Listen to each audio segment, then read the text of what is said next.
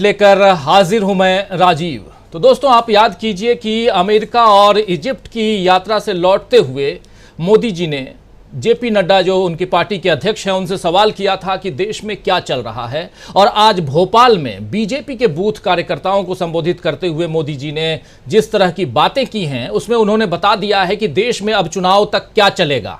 जी हां, आप बिल्कुल सही समझ रहे हैं कि चुनाव तक अब सिर्फ और सिर्फ देश में फिर से हिंदू और मुसलमान का खेल चलेगा और लोगों को परिवारवाद की याद दिलाते हुए कांग्रेस के खिलाफ करने के बीजेपी के दांव और पेंच चलेंगे।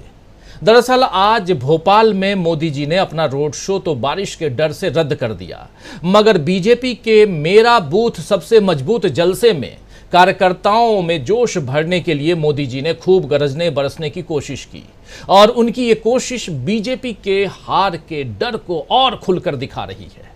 आज के भाषण में मोदी जी ने केवल बीजेपी के लिए वोट नहीं मांगे, बल्कि अपने कार्यकर्ताओं को यह भी समझाया कि समाजवादी पार्टी, राष्ट्रीय Janata Dal, NCP, national conference, DMK और सबसे बढ़कर कांग्रेस को वोट क्यों नहीं देना चाहिए।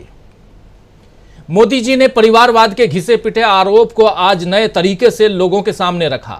उन्होंने कहा कि देश के विकास की गति को तीव्र बनाए रखना है तो अपने बेटे बेटियों और परिवार का भला चाहना है तो फिर आप भाजपा को वोट दीजिए। अगर गांधी परिवार के बच्चों, मुलायम सिंह के बेटे, लालू प्रसाद यादव के बच्चों, शरद पवार की बिटिया, करुणानिधि के पोते पोतियों, फारूक अब्दुल्ला के बच्चों और के चंद्रशेखर राव की बेटी का भला करना हो तो उनके दलों को वोट कीजिए, और अगर नहीं करना है तो फिर आइए इधर और मोदी जी की पार्टी को वोट दीजिए। आइए सुन लेते हैं मोदी जी को। आपको गांधी परिवार के बेटे बेटी का विकास करना हो तो फिर कांग्रेस को वोट दीजिए। आपको मुलायम सिंह जी के बेटे का भला करना है तो फिर समाजवादी पार्टी को वोट दीजिए। अगर आप लालू परिवार के बेटे बेटियों को उनका भला करना चाहते हो तो आरजेडी को वोट दीजिए। आपको शरद पवार जी की बेटी का भला करना हो तो आप एनसीपी को वोट दीजिए। आपको अब्दुल्ला परिवार के बेटे का भला करना हो तो आप नेशनल कॉन्फ्रेंस को वोट दीजिए। आपको करुणानिधि जी के बेटे बेटियों, पोते पोतियों का भला करना हो तो डीएमके को वोट दीजिए। आपको के चंद्रशेखर राव की बेटी का भला करना हो तो आप बीआरएस को वोट दीजिए। लेकिन मेरी बात ध्यान से सुनिएगा, मेरे देशवासियों, मेरी बात ध्यान से सुनिएगा। अगर आपको अपने बेटे का, अपनी बेटी का, अपने पोते का, अपनी पोती का, अपने नाते का, अपनी नाती का, अगर आपको अपने परिवार के बच्चों का भला करना है तो आप वोट भाजपा को दीजिए। सुन लिया आपने। बहुत ही नाटकीय अंदाज में प्रधानमंत्री नरेंद्र मोदी यहां नजर आ रहे हैं। विदेश से लौटते ही चुनाव का मोर्चा संभालने वाले मोदी जी आज विपक्षी दलों के एकजुट होने की कोशिश पर भी तिल मिलाए हुए नजर आए और कांग्रेस की 5 गारंटियों से परेशान नजर आए। मोदी जी ने विपक्ष के नेताओं पर भ्रष्टाचार का आरोप लगाते हुए कहा कि चोर लुटेरे पर कार्रवाई की गारंटी मैं दे रहा हूं। जिसने गरीब और देश को लूटा है उससे हिसाब होकर रहेगा। कानून का डंडा चल रहा है, जेल की सलाखें सामने दिख रही हैं तो ये दल जुगलबंदी कर रहे हैं। कॉमन मिनिमम प्रोग्राम भ्रष्टाचार के एक्शन से बचने का है। विपक्षी एकता के पीछे 20 लाख करोड़ के घोटाले की गारंटी है। जरा ये भी सुन लेते हैं प्रधानमंत्री नरेंद्र मोदी एक पर एक वार करते हुए। लेकिन ये क्यों सुना रहा हूं, कई सारे साथी कहते हैं कि आप प्लीज प्रधानमंत्री नरेंद्र मोदी को मत सुनाइए, मत दिखाइए। यहां इसलिए दिखाना जरूरी है क्योंकि ये सब बातें प्रधानमंत्री नरेंद्र मोदी यहां कह क्यों रहे हैं, ये इसके बाद आपके सामने रखूंगा। लेकिन पहले ये सुन लीजिए। तो मोदी की भी एक गारंटी है,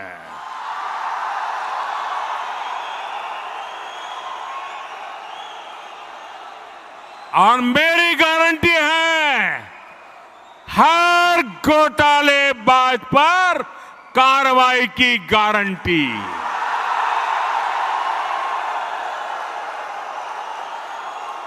हर चोर लुटेरे पर कार्रवाई की गारंटी। जिसने गरीब को लूटा है, जिसने देश को लूटा है, उसका हिसाब तो हो करके रहेगा।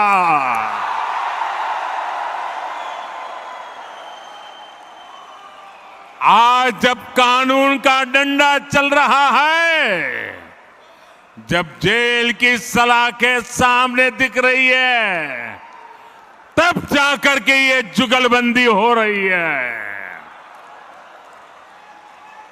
इनका कॉमन मिनिमम प्रोग्राम भ्रष्टाचार के विरुद्ध एक्शन से बचने का ही है।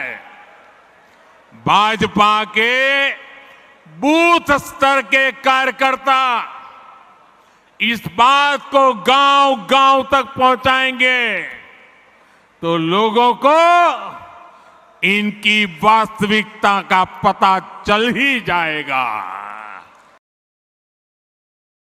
तो बड़े जोश में नजर आए प्रधानमंत्री नरेंद्र मोदी, और आखिर गारंटी से मोदी जी इतने परेशान क्यों हो गए?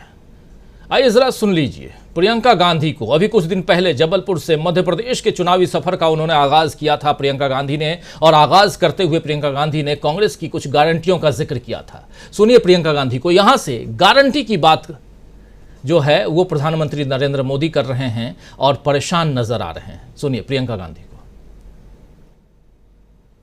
तो बहनों और भाइयों, हम आपके सामने कुछ ऐसे गारंटी लाए हैं जिनके बारे में अब आपको मैं बताऊंगी,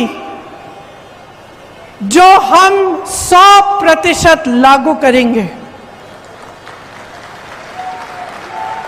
ये मेरा वादा है आपको। यही वादा मैंने कर्नाटका में किया, यही वादा कर्नाटका के नेताओं ने किया, राहुल गांधी जी ने किया, और कर्नाटका की सरकार बनते ही उस कैबिनेट ने पास किया हुआ है।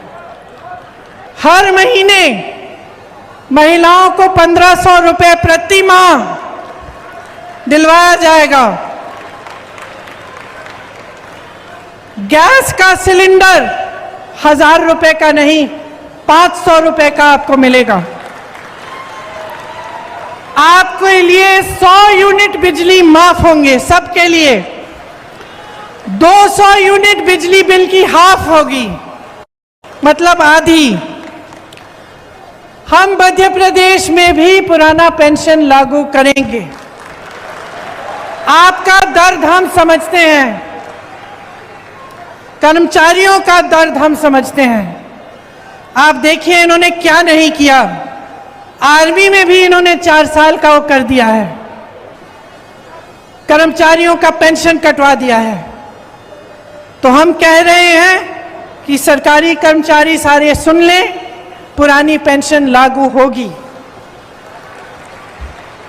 जो किसान कर्ज माफ करने का काम हमने शुरू किया था उसको पूरा करेंगे, और जो बचे हुए किसान हैं उनका ऋण माफ किया जाएगा। ये हमारी गारंटी है।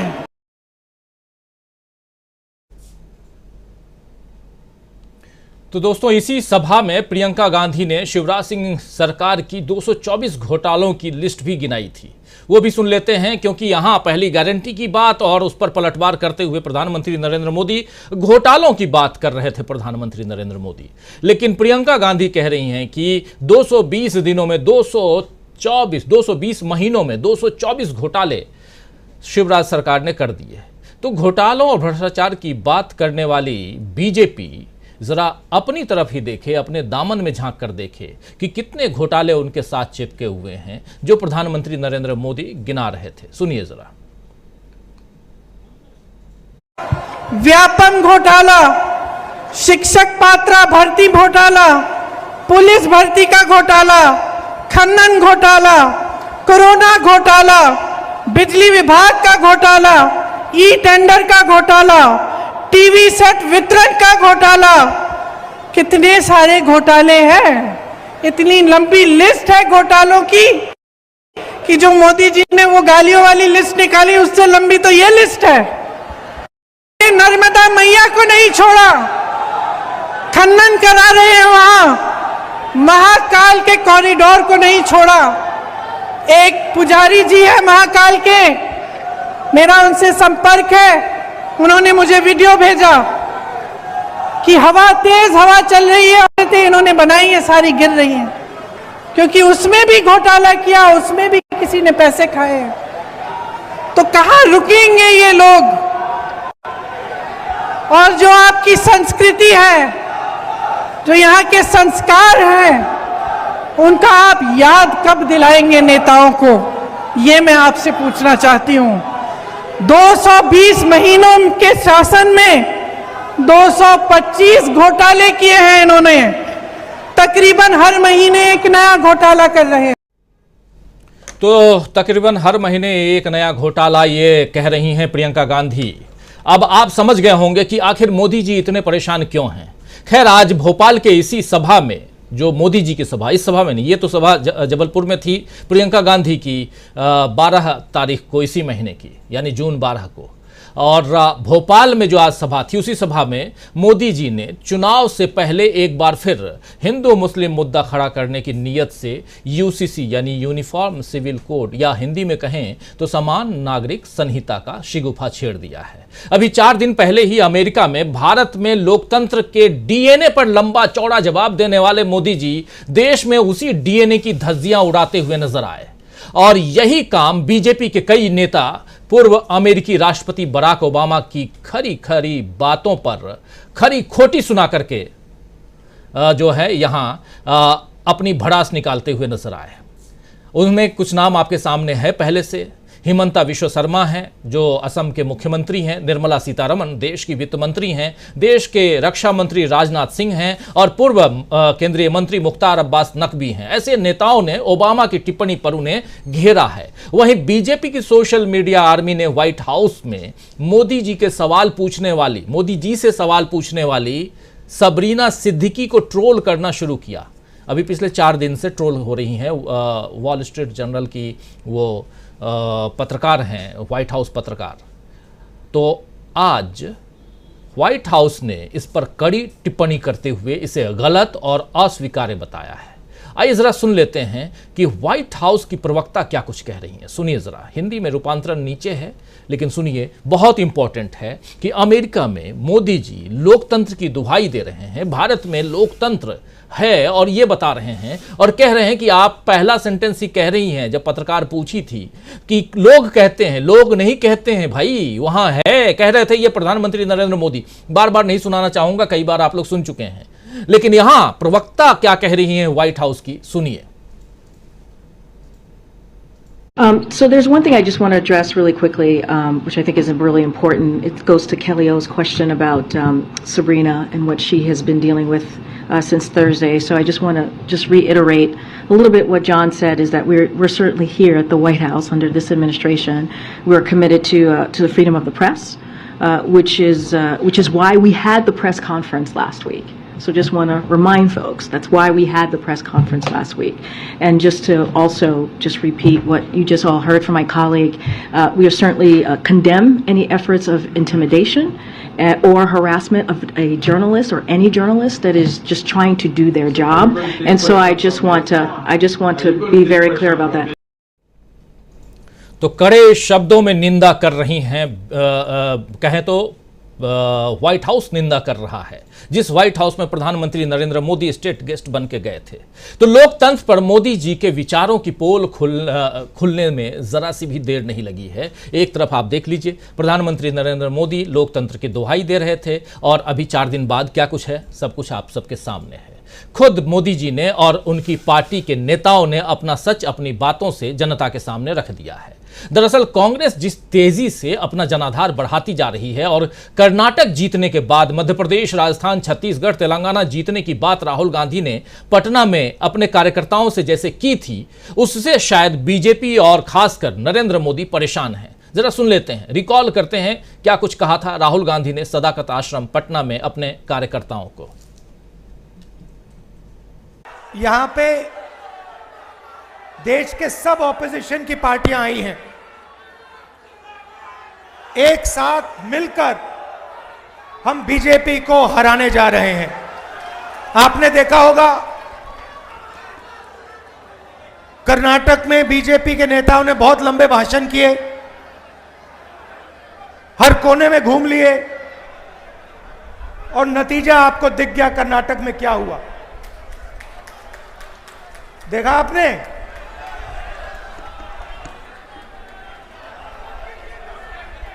तो बीजेपी कह रही थी कि उनकी बहुत भारी जीत होगी और नतीजा आपने देख लिया। जैसे ही कांग्रेस पार्टी एक साथ खड़ी हो गई, वैसे कर्नाटक में बीजेपी गायब हो गई। और मैं आपको इस स्टेज से कह रहा हूं, इस स्टेज से कह रहा हूं, तेलंगाना में, मध्य प्रदेश में, छत्तीसगढ़ में, राजस्थान में आपको बीजेपी नहीं दिखाई देगी, कांग्रेस पार्टी जीत के दिखाएगी। क्यों? क्योंकि हम गरीबों के साथ खड़े हैं। पूरा देश समझ गया है कि नरेंद्र मोदी जी, बीजेपी का मतलब सिर्फ 2-3 लोगों को फायदा पहुंचाना, देश का पूरा धन उनके हवाले करना। कांग्रेस का मतलब गरीबों के साथ खड़ा होना, गरीबों के साथ मिलना, गले लगना और गरीबों के लिए काम करना। तो सुन रहे थे आप इस वक्त राहुल गांधी को पटना के सदाकत आश्रम में राहुल गांधी ने जो भाषण दिया था, उसमें साफ कहा था कि कांग्रेस पार्टी आगामी चुनाव में क्या कुछ करने जा रही है और अब आगामी चुनाव में जीत के लिए कांग्रेस रणनीति बना रही है। कल ही तेलंगाना में बीआरएस के कई नेता जो हैं वो कांग्रेस में शामिल हो गए हैं और आज भी राहुल गांधी और मल्लिकार्जुन खड़गे की बैठकों की दौर अभी जारी है और जल्दी ही कांग्रेस नई टीम का ऐलान करने वाली है। इन सब से बीजेपी में हार का डर बढ़ता जा रहा है और आज मोदी जी ने अपने भाषण में उस डर को जो है वो पूरी तरह से उजागर कर दिया है। ऐसा लगा कि मानो मोदी जी चुनावी नतीजे आने से पहले ही हार को लेकर झुंझलाए हुए हैं। अब सवाल यह है कि क्या चुनाव में अपना पलड़ा मजबूत करने के लिए बीजेपी फिर से देश में हिंदू मुस्लिम का माहौल खड़ा करेगी? क्या जनता कर्नाटक की तरह बजरंग बली जैसे मुद्दों में न बह करके महंगाई, बेरोजगारी, शिक्षा, स्वास्थ्य, उद्योग ऐसे तमाम मुद्दों पर फैसला सुनाएगी? आइए दोस्तों, आज न्यूज पॉइंट में डिकोड करेंगे पीएम मोदी के भाषण को और समझेंगे कि क्या यह बीजेपी के हारने के डर से निकल रहा है भाषण, ऐसा भाषण जो प्रधानमंत्री नरेंद्र मोदी ने दिया और साथ साथ जिस अमेरिका में जाकर द बॉस कहलवा रहे थे, इधर प्रधानमंत्री नरेंद्र मोदी बॉस अमेरिका पहुंचे। मीडिया में आप सुने होंगे, वो बॉस जो हैं जैसे ही भारत आए, उधर अमेरिका से जो बातें आ रही हैं वो क्या हिंदुस्तान के लिए सुखदायी हैं? बहुत सारे सवाल हैं। क्या कांग्रेस की पहल से घबरा गए हैं मोदी? समझते हैं। हमारे साथ कुछ वरिष्ठ साथी जुड़े हुए हैं, उन सबसे आपका परिचय करवाता हूं।